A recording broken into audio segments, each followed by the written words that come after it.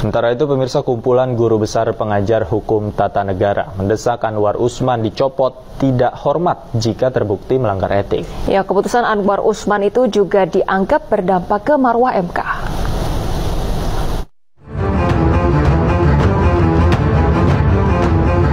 "16 guru besar dan pengajar hukum tata negara yang tergabung dalam Constitution and Administrative Law Society melaporkan Ketua Mahkamah Konstitusi Anwar Usman ke Majelis Kehormatan MK.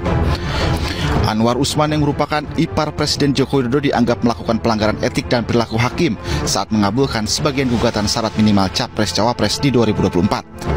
Terkait dugaan pelanggaran itu, 16 guru besar dan pengajar hukum tata negara meminta Anwar Usman diberhentikan dengan tidak hormat dari Ketua Mahkamah Konstitusi apabila terbukti melanggar etik.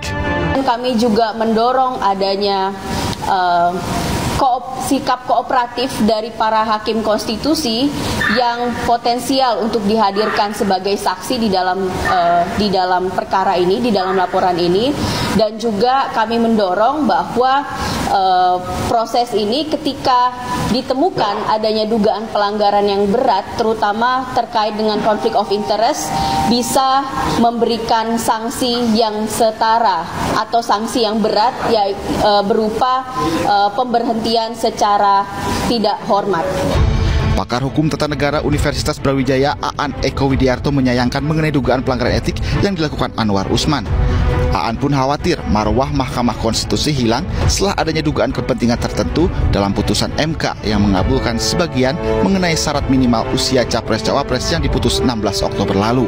Jangan sampai marwah Mahkamah Konstitusi ini hilang hanya karena Mahkamah Konstitusi tidak dapat mengambil putusan sesuai dengan hukum acara yang baik.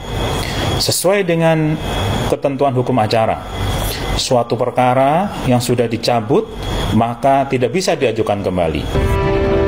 Diketahui Ketua Mahkamah Konstitusi Anwar Usman mengabulkan sebagian gugatan yang dilayangkan oleh seorang mahasiswa mengenai batas usia minimal Capres-Cawapres pada 16 Oktober lalu.